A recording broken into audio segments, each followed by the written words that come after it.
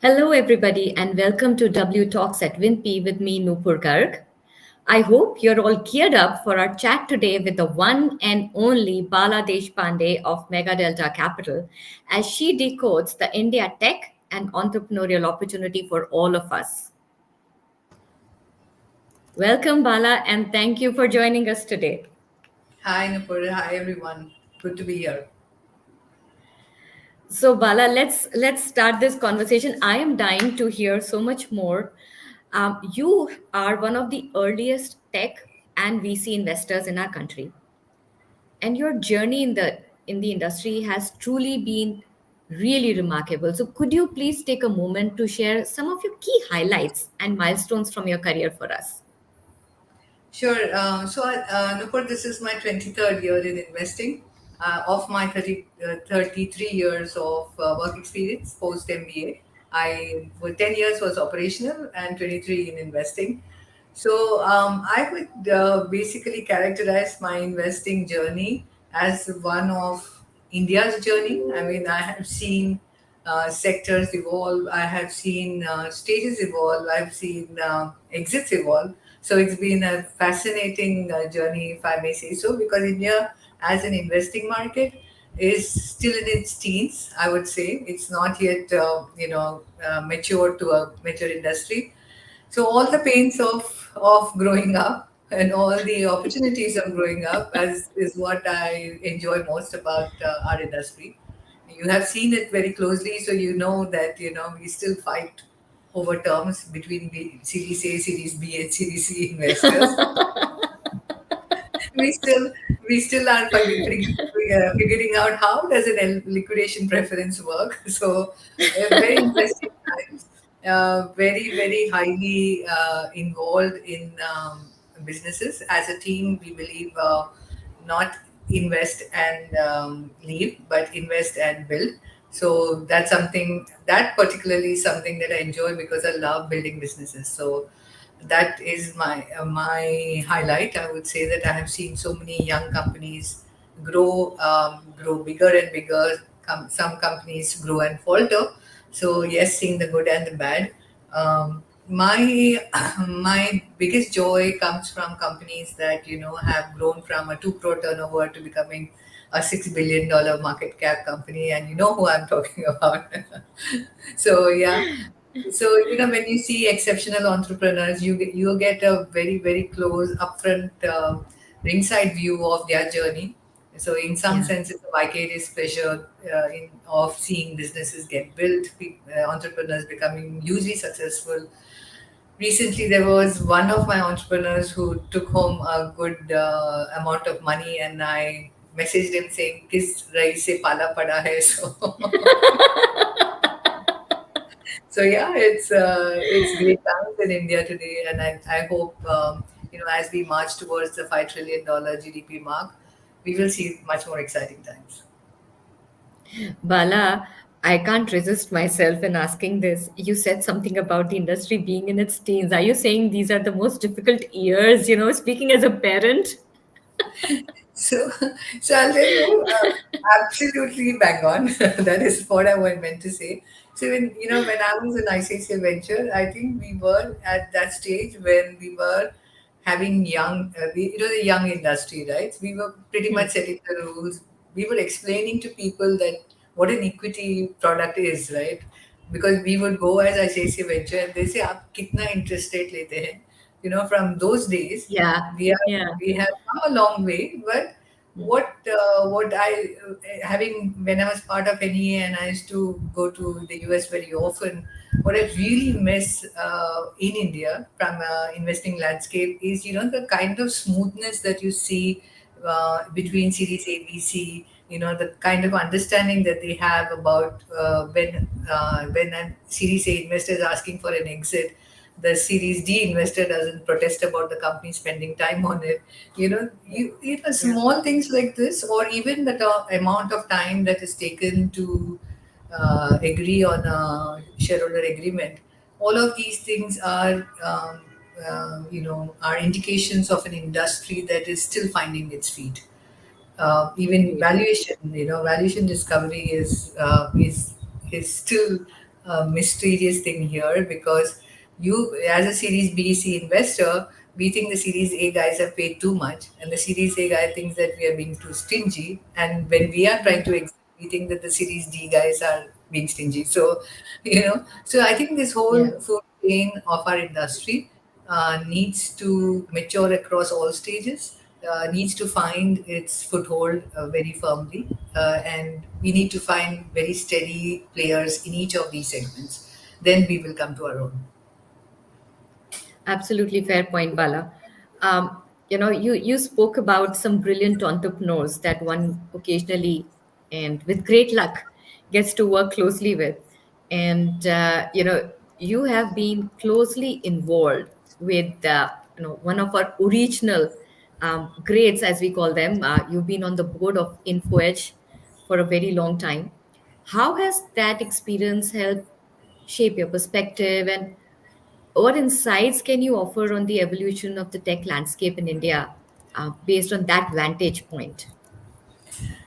Yeah, great question. So I first got involved in the company in 2000, and I finally exited the board in 2023. So I was a nominee director, then I became an independent director, then the new ruling came, a 5 year term. So I got an extra term. So yes, it was a long 20-year journey with the company. I think the foremost takeout, which is very obvious, I would say, is that the core of any opportunity lies with the entrepreneur's mindset and DNA. There's no two ways about it. Uh, uh, I would acknowledge the role Sanjeev has played as an entrepreneur, as a founder. When he started his business in the garage, I'm sure he didn't know how this is going to go. When the dot-com bust happened, and the team, SHA Venture team, changed on him, and I came into the picture, he didn't know whether he would get his follow-on funding. But I liked what I saw. I thought that the business model had legs, so I decided to do the follow-on. It could have well gone the other way around, right? Uh, but True. he, but he, but he was one of the core reasons why I decided to back the company. And thereafter, after the IPO, I think clearly he understood the role of building, a team which is beyond him. Hitesh Oberoi, who's a co-founder, took over the reins, and has really built a great company. So this is a case study of many things. It's a case study uh, on building confidence with the investor, on keeping the focus on on the revenue model, raising capital at the right time. By that I mean taking the company public at the right time, delegating at the right time, creating Yeah. walking away from operating from an operating role very early on in his own career, right? And and the kind of moat that they have built with the public market, again brilliant. So I think if you take every aspect of their journey, they have done something exceptional. Now, coming to your point on technology, I think in the heart of their offering, the technology is very simple. Basically, it Yeah. is a platform where the employers and the employment seeking team is coming together. But what was the biggest reason why I decided to back them and do the follow on when I was taking back money from other companies was the fact that they understood as to where the revenue is going to come from. The revenues is going to come from their corporate clients, and the resume seekers and the job seekers are just going to post their resumes free. But because they are able to attract so many resumes, you are going to get the corporate clients. So this chain of revenue maximization was very well understood from them. They were also the first ones to say that we are not going to only rely on the internet to purvey our service.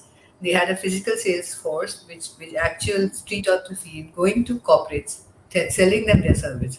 So this very happy combination of physical, digital as it is called today, was very early on launched in their company, and that is why you can see the very healthy EBITDA margin that this business still continues to enjoy. It is very India pertinent, it is very Mm. relevant to our Mm. context, and Yeah. therefore it is a winning story.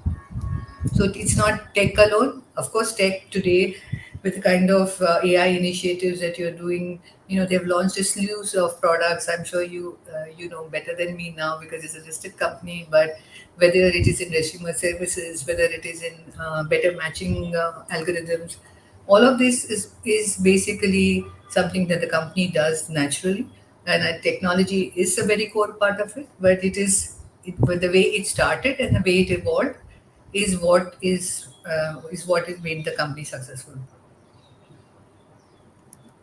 Thank you, Bala. So I believe you are one of those investors that have consistently expressed confidence in India's entrepreneurial talent. So, given some of our recent not so great experiences, could you share your insights on the current state of the startup ecosystem in India, and what are some trends and what are some business models or sectors that you find particularly promising for the future? I thought you were going to ask me, what are you smoking, Bala? Not with you, Bala. I dare not. I dare not. Yeah, no, it's a good question. I think, uh, I think the core lies in whether the entrepreneur you're backing has really found a business model that he truly believes in and is backing. I think what is really the departure that you have seen in the past maybe 4 5 years is that this whole idea that the idea is bigger than its execution has led to a lot of failed plans, I would say. This whole notion that you got a great idea, keep at it, don't just keep working on it, you will find a solution for proper profitability eventually, you will pivot and find the next best thing since sliced butter, is really where the fallacy of great entrepreneurship lies. I think great entrepreneurship lies in being extremely honest to yourself about what is lacking in my business model, right? What do I actually need to do to make it successful? It's not about saying that, oh, I need only 5 million. If somebody had given me $5 million today, I would have done a different job. It's saying that maybe I should have raised 2 million more in my earlier round, then maybe I wouldn't have needed 5 million, and even if I didn't get it, I still would have survived. So this whole journey of milestone to milestone, whether it is in your business or whether it is in capital raising, or even if it is in just hiring the right people at the right time, it is so much of it is in this double axis of the right time as well as the right resource.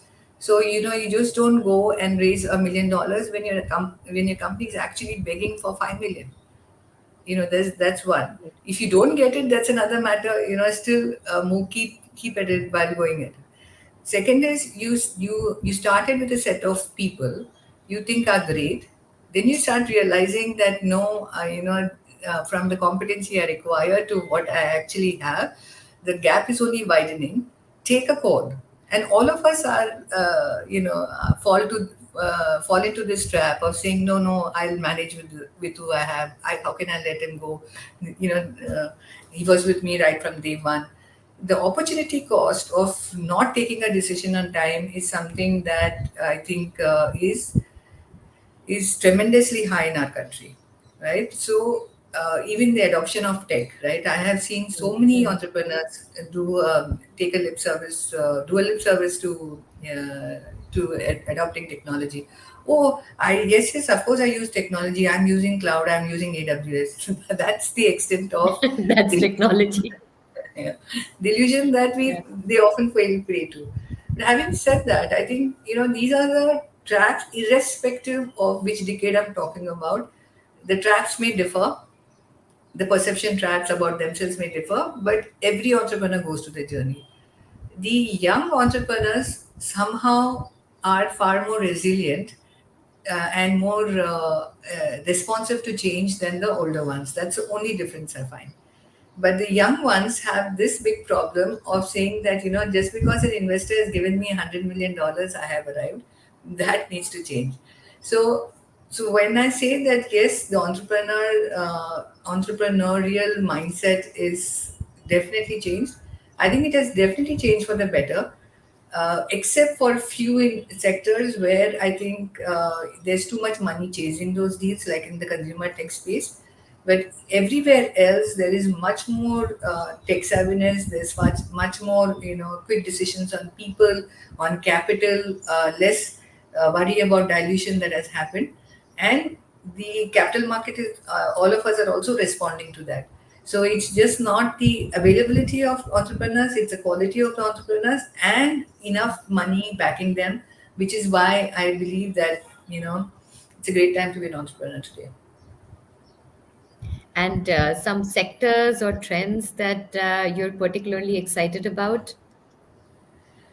I think healthcare. I think you would. This is. I would be the 100th person to be saying that. But the potential of IP development of IP in healthcare, or even application of technology in healthcare, is truly exciting. I mean, I don't even know whether any of us know to what extent that we can drive technology in healthcare today in India, right? I mean, recently you must have seen CRISPR talking about, using genetic, developing a product for, I'm suddenly blacking out. But even if you take CRISPR, which has been in the market for years and years and years, finally they have got a US FDA product. We are not even close to such kind of things. But we are a country where there will be tons of data available in this in the form of patient data, in terms of care data. What are we going to do with all of that, right? There is going to be a very, very gradual but sharp transformation that technology is going to bring. And Mhm. honestly, it's an unknown today. So the as we journey along this technology intervention path in healthcare, I think we're going to find very exciting deals, but we need to really work hard on them and discover where it's going.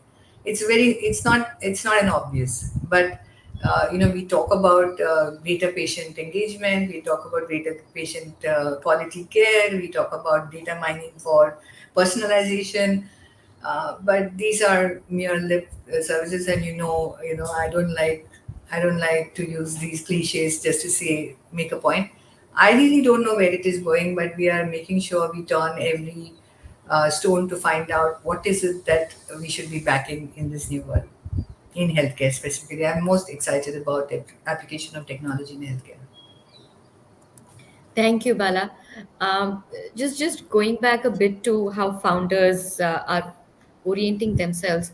You know, how do you navigate that balance between providing support to entrepreneurs and also ensuring prudent financial decisions? What really constitutes a successful partnership between investors and entrepreneurs? Because, at some level, I'm sure every investor wants their investee entrepreneurs, their founders, to, behave in a certain way. Yet that balance, that partnership, it's really fine. It's really sensitive. I think you decided to put me in trouble today. I have a very funny feeling. Yeah, it's a tough one, Nupur. I think you have to lose some battles to win a war. I think but the fundamental call we have to take after we've engaged with the company, I mean, invested in the company and engaged with them for 1 year, is what are the areas where we need to supplement the entrepreneur. I think that is something that sometimes many entrepreneurs are too inward looking. So can we constantly feed them with what's happening with their market? There are enough entrepreneurs who just dismiss competition very casually.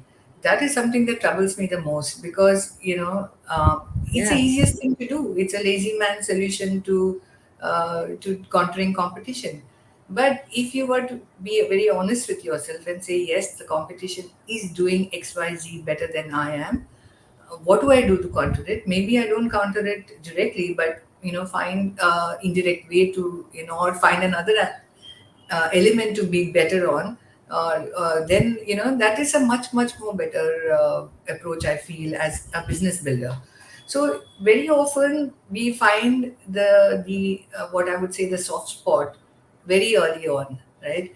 There are some people who are very poor at raising capital. They don't sell their story well enough. So we then spend a lot of time coaching them about how to really believe in yourself, believe in your proposition, how to talk to investors, what are the key points that you need to talk about. Because most of them actually, we pick so carefully, they actually do well in delivering growth, in delivering revenues, or may lag a bit on delivering margins, but generally, we haven't seen more than 75, 80%.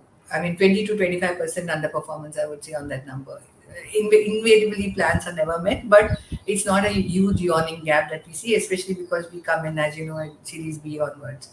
But the core thing is on really saying these kind of things. Is your competition getting better than you? Are you not hiring the right kind of people? Are you raising capital at the right time? Are you too fussed about valuation and dilution? So these are the things where is the most important thing that we need to do. The other thing that we find increasingly is, whether a question that we are preempting for entrepreneurs is, do we go to the nearshore markets of Middle East, Africa, South Asia? Because, especially tech or enabled businesses, there seem to be this near geography markets, which is a natural extension. Okay. If the answer is yes, should we point them in that direction, make them aware that this is an opportunity, that an adjacency that is available to you. So those are the things that we do. And also, I think the last thing that we spend time on is, what we built, what is called as a value valuation matrix, which means to say that if you are looking at a business, what are the key value drivers that will lead to the best multiple in that particular sector. So, Hmm. let's say that you're looking at a fintech company. Yeah. Then we're saying, is it the cost of funds, is or is it, should the AUM be X greater than 2,000 crores, XYZ ABC, cost of operation. So we just make a list of all the things that a subsequent investor to our round would be looking at to make it attractive, and so that you both attract capital, also attract capital at the right pricing. This is the most invaluable exercise that we do for our entrepreneurs, because it's the outside perspective that they seek, and an investor perspective that they seek for building their business.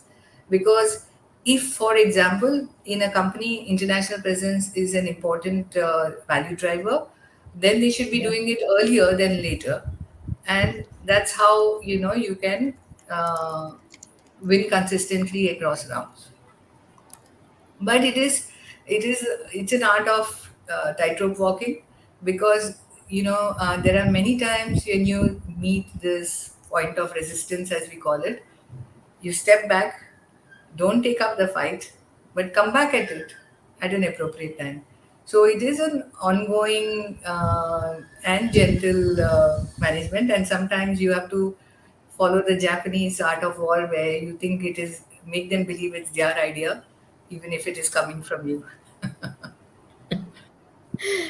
Incredible amount of wisdom required there, Bala.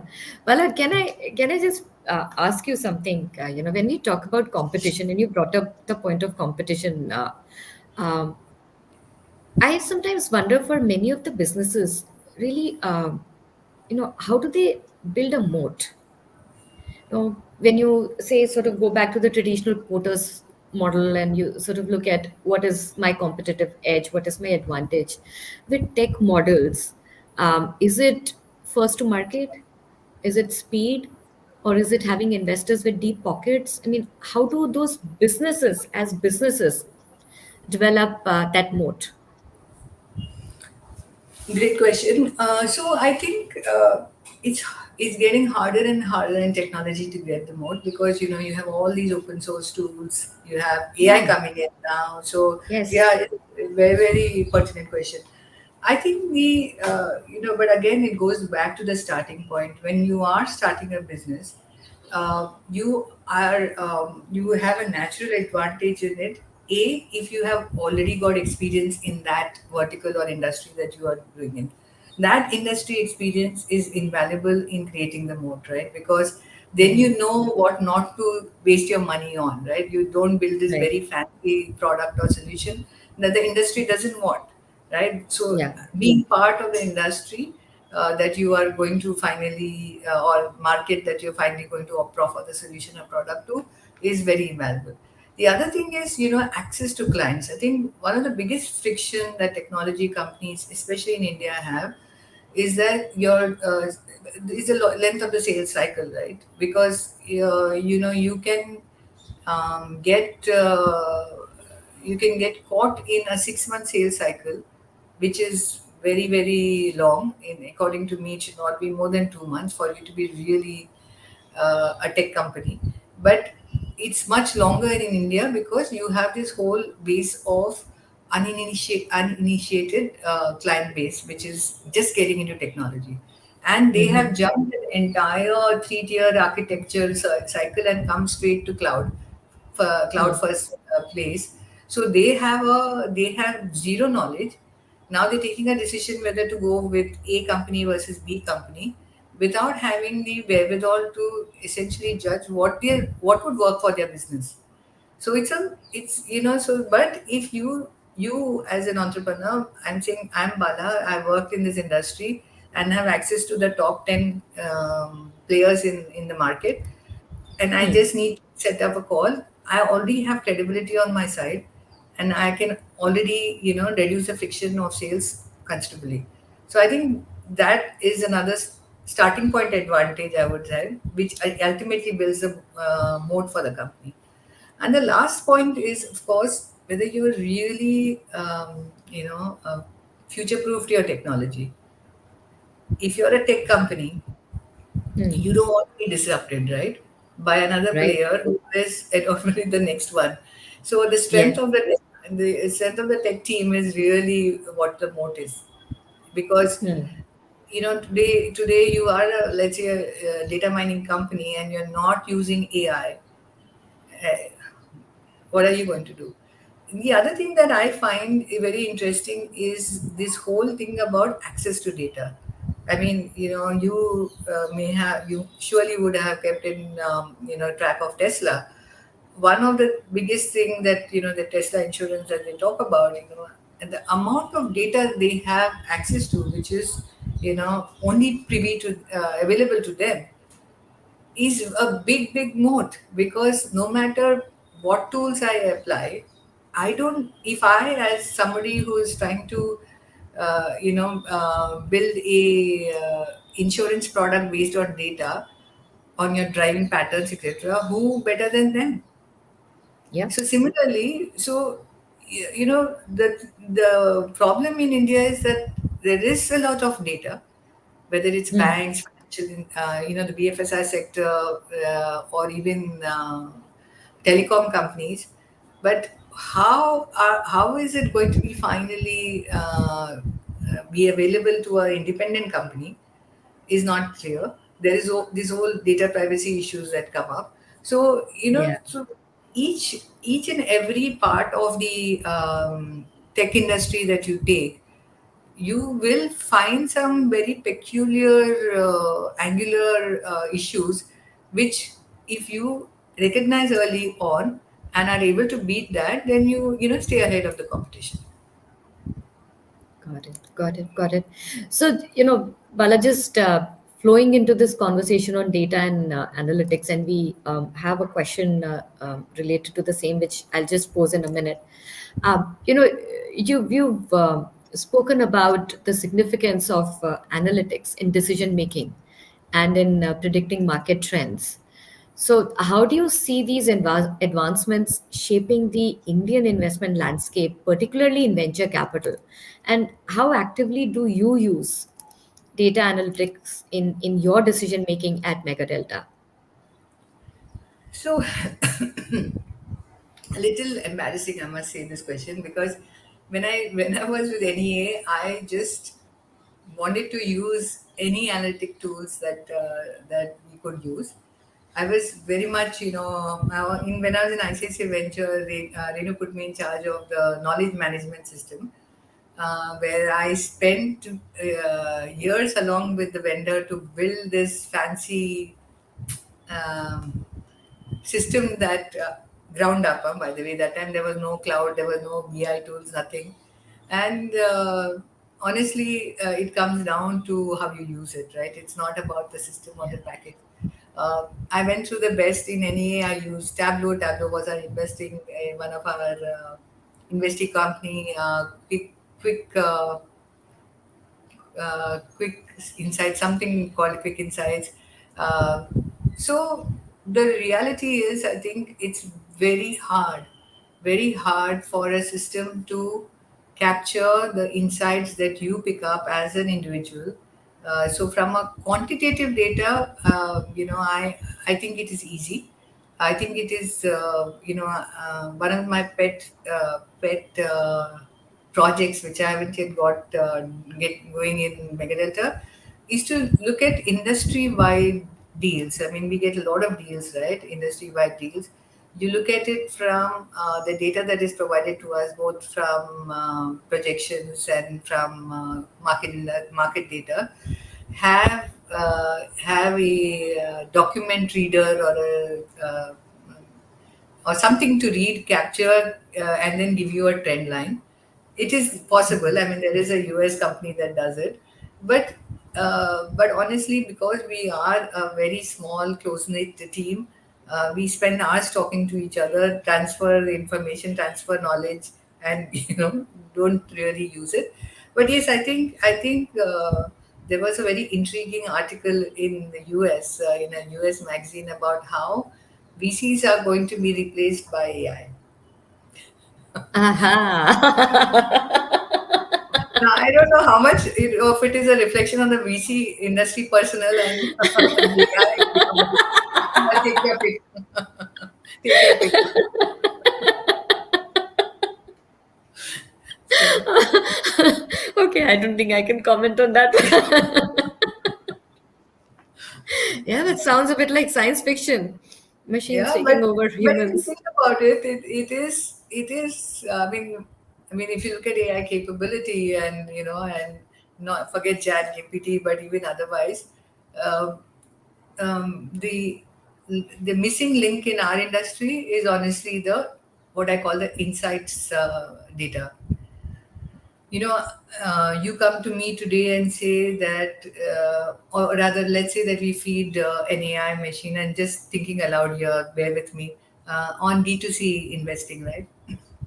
And you Okay. feed it the last 3 years data, not Hmm. 23, let's say up to 22. AI would conclude that yes, yes, we must invest in the next D2C data, right? Because that Yeah. was the flavor of the thing. But now Yes. I have already said that, which what is D2C? Why D2C? Right? So the speed with which is fed is really where the Yes. whole thing does. And honestly, the human mind is picks up but doesn't. Today a D2C deal comes when you say, really, do you want to do this? Right? Unless it's going to go IPO, you don't want to touch it. So that's really where I feel that our analytics and technology for our industry will evolve, but I think we'll see many versions of it before it really becomes, a meaningful tool to use. Agreed. It is garbage in, garbage out at the end of it. All a function of the data. And I think, I don't agree with that article because I think that human connect is one of the most important parts of the investor and entrepreneur relationship. And I don't think any machine or tool could possibly substitute for that. But we've got a couple of questions here, and I have a couple of questions left. Why don't I Sure. pick up the questions on AI that we got? Sure. Okay. So this is a question which says, have Indian VCs been cautious while embracing AI? I would say unequivocally no. We have been very, very hungry. I think everybody talks about AI. But the reality is that, India as a country, as investment destination, lags behind both China and US in terms of, availability of doable deals. That's the way I would put it. Having said that, I think the gap will start narrowing as more and more people understand AI much better. I think the application India is very good in applying technology that has got developed in US specifically into Indian industries. I think that will we will see increasingly many deals. Even data needs to. I mean, Training data from India needs to really go up few notches for AI to be effective in India. But it will be there. I think give it another maybe 2 to 3 years. I think we will find deals that we like in this space. Got a bunch of AI questions here, Bala. Wow. Okay. Okay. There is a lot of information out there about the economic potential of generative AI. Have Indian VCs been able to harness that? Like I said, it is not because of a lack of intent or need intent to invest in AI. It's just that we have to find the right type of companies. I think entrepreneurs are getting onto AI very, very significantly, but we are a few cycles away from finding very attractive deals to invest in. It's not far, but Okay. Maybe we'll take one last question on AI before we move on. So, can you tell us a bit about how AI is changing the VC field in India? yeah, so this is something that is my personal view. What I believe is that I think we are asking our companies increasingly as to how they are using AI, right? I sit on several boards also of some IT companies. I think there is a bridge that is getting built between existing tech infrastructure and the AI tools that are available there. I don't think there is a clear answer either by the from the VC or from the entrepreneur as to how AI is being used. But needless to say that this question is being asked by the VCs across companies. So if you are in, let's say, we have a company that is in data analytics for the for the retail and FMCG world. It's a very, very intuitive ask, right? It's a very, very intuitive use of AI for this company. It's not just how the data analytics insights are driven, but to the users, but also about how they are structuring their database so that generative AI can be used for using. So it's still in the stages where questions are being asked, answers are being sought, and are being refined as we speak over time. It is, I repeat, but it is very early days. But the good news is that there is very, very high consciousness about the fact that there is this large change factor called AI that is going to affect the world. That is not being ignored. It is just that there is no one answer for every industry and no one even question for every industry on how this can be used. So yes, but very curious to along with you, Antara, I would love to see how this is being used. We're keeping a very close tab on it, is what I would say. Thank you, Bala. I think we didn't get Vyom's name earlier, so he's just posted his question again, but I think we've already responded to this one. So now my turn, back to me. Bala, we spoke about the differences between the Indian industry and Silicon Valley, and how certain smoothness is still not the maturity levels are still not developed in the Indian PVC industry. So there are, similar beliefs that, some people say that the Indian venture capital industry lacks true innovation, and it's better at applying technology that has already been developed. And there is less of tech innovation and more of, say, a business model innovation that happens here. That there is a high risk for founders and companies in India that take venture funding, and for many venture capital firms, there isn't enough support offered to portfolio companies and founders. So, how do you think we can reshape some of these perceptions, misconceptions, whatever we call them, if we have to think about creating a successful future for the venture industry in India? So I think yeah, I think I have talked to you about this before, but I think if you look at the industry itself, what it was in the first decade to the second decade and this decade that's going on, I think there have been fundamentally the industry has shifted shape, right? Uh, in the first decade, we had I mean, really, push comes to shove, not more than 25 players. And I'm exaggerating here to make it look better, but maybe it would have been 10 active at that time, 10, maybe 15, right? We're 400 and counting today, right? So Yeah. even as an industry, we have changed so much. And the other day I was looking at somebody sent me an invite for some forum. I didn't recognize any of those names on the table. So it may be an indication that I should be retiring, maybe. but, but but it is quite amazing in terms of how many players have come into this industry.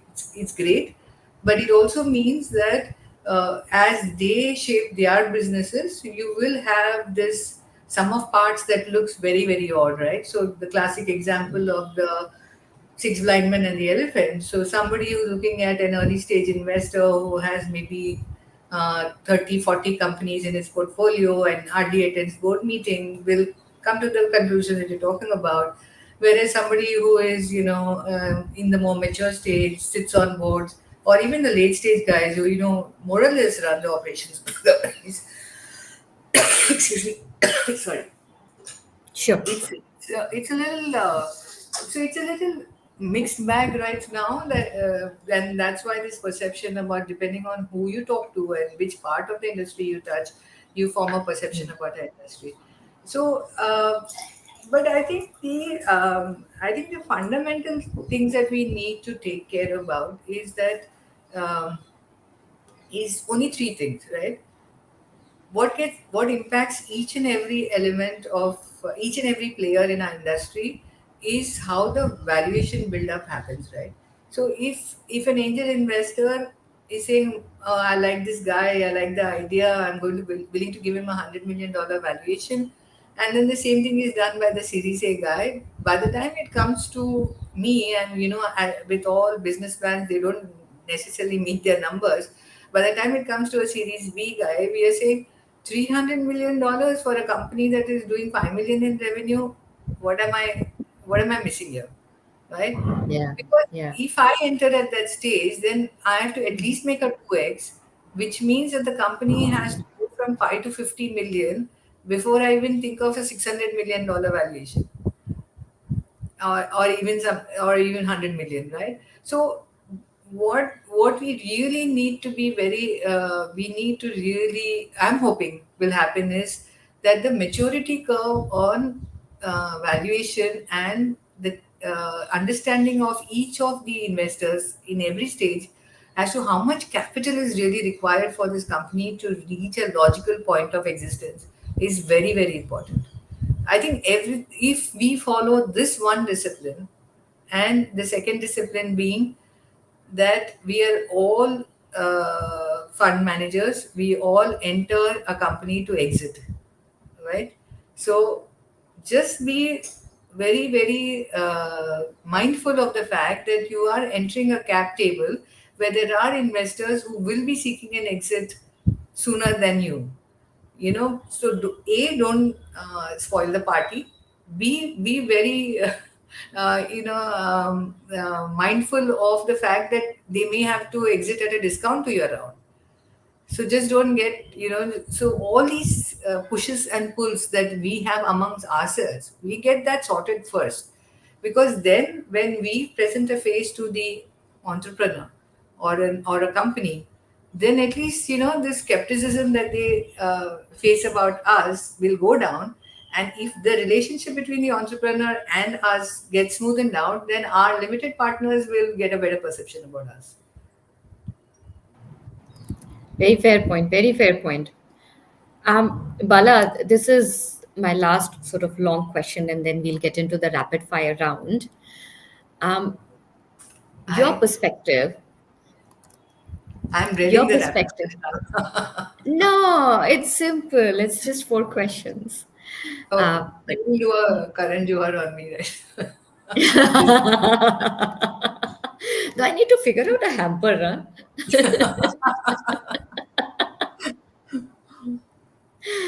So, your perspective on the importance of senior women executives nurturing talent,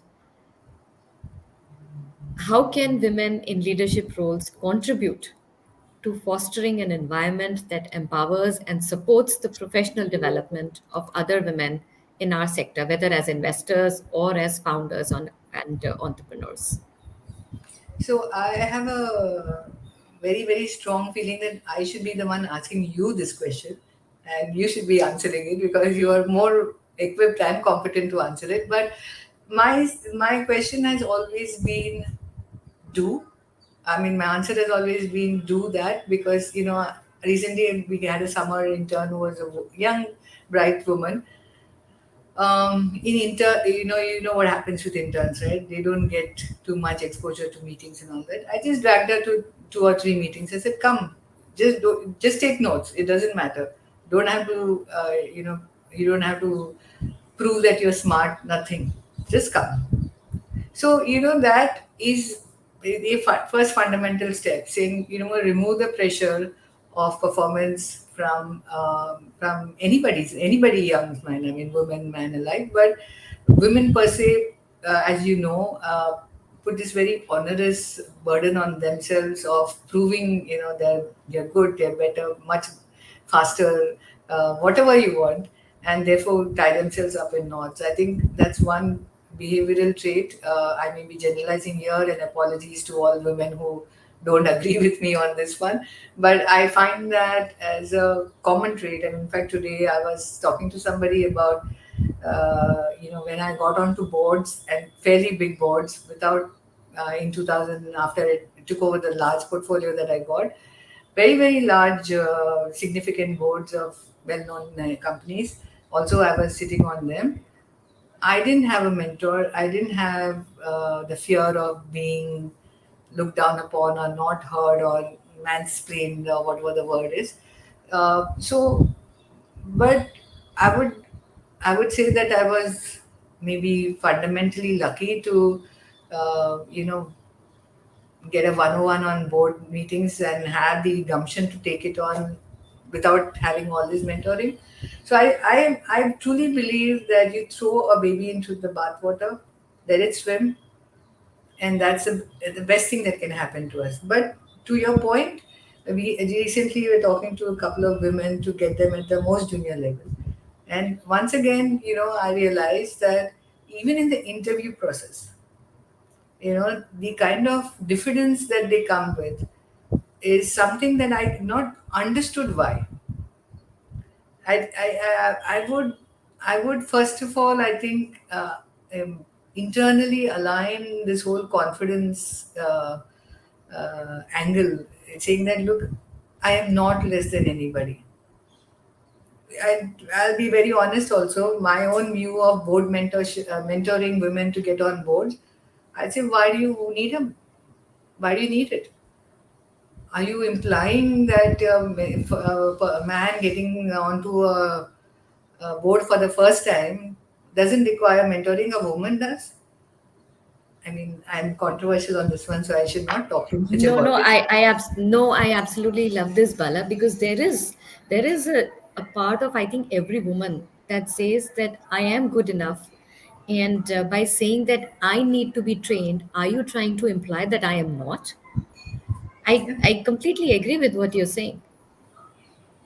So I think it's a little. I think the talk that I would give to most women who seek give me advice, who are seeking advice from me, is simple. That a either you really strongly believe you're not your competencies don't fit this job, then don't do it. Okay, there is no force fitting, and there is nothing that will. If you don't believe it, nobody else will. So don't try to believe that you can grow into this job. Nothing. And to be very honest, when I became an investor director overnight, there was enough skepticism about me. But did I believe that I can do this as much as anybody else on the in the team? I did. So that is the belief that I would want to inculcate in every person. I think it's more belief oriented than, and actually, throwing them into the bathwater, as they say, not throwing them into the pool, as they say, so that they can learn to swim straight away without all this, drama about mentoring and all that. I know you have a very strong mentoring practice, No, but I I do. believe that get them to become interns rather than being Yeah. Do you no, Bala, absolutely, I completely hear you. This whole thing about I strongly believe the workplace was designed at a time when women were not a part of the workplace. They were not in the workforce. So all these quote unquote leadership traits, all of these supposed characteristics of successful leaders, and those books, that book, what was it? Seven Effective Habits, no, Seven Habits of Highly Effective People, Stephen Covey and all. I think all of that has been constructed in a framework that was absolutely 100% male. sure. And therefore when you know then you know therefore when we are talking to women, I don't think women need to change. I think what we need to do is change the workplace. And I think the good news is that to a certain extent the workplace also recognizes that. Yeah, And the workplace is changing. So I guess our message to women out there is believe in yourselves. You are good enough, absolutely. and maybe better than good enough. And whatever is missing is probably in the workplace that surrounds you. But don't worry, even that is going to change very soon. Absolutely. Yeah, I agree with you. But I also believe that, raising the level of consciousness around a topic like you are doing is an inevitable need. I mean, we can't not do it. I understand the need. True, true, But true, true. it's just that I think at the end of the day, you bring the consciousness, the uh, the women involved, so they say, hey, I knew this, I need to do this, so that's what Yeah. is the call to action is, I guess, what we need to do. Okay. All right. I'm keeping an eye on the time. I think I should quickly move to our rapid fire questions. Ready? Yes. These are nice ones, Bala. These are really nice ones. One book that shaped your career in venture capital. I will like to answer that with saying shape me as a person is a book called The Autobiography of a Yogi by Paramahansa Yogananda. I read this in '96 when I was actually getting very bored in my career, and and I was like, it is a fundamentally phenomenal book because it is a book written by him as a yogi, but he marries spirituality with science. There is a chapter in this book about Einstein's theory of relativity, which so there is this part of me which is extremely rational and also spiritual, and it sort of appealed to me so much. And it simply said that that your life has been made for you as a person, you are not made for the life. So so it's so it sort of opened me out as an individual, and I think it basically allowed me to take risks that I think nobody else would have. So that's the book that I would give great credits to. Thank you, Bala. Actually, I cleaned up our bookcase this weekend, and this book is at the top of the books that I still haven't read. You must read So it. I absolutely will. So the moment you took the name, I was like, oh my God, I have to read this book. It's a sign from the universe, Nupur. Sign from the universe, totally, totally. Your favorite investment success story? That's a tough one, but I loved the Naukri, of course. I had a company called Bill Junction, which I was a chairperson, incubated that company um, from zero to 100 million. Phenomenal journey.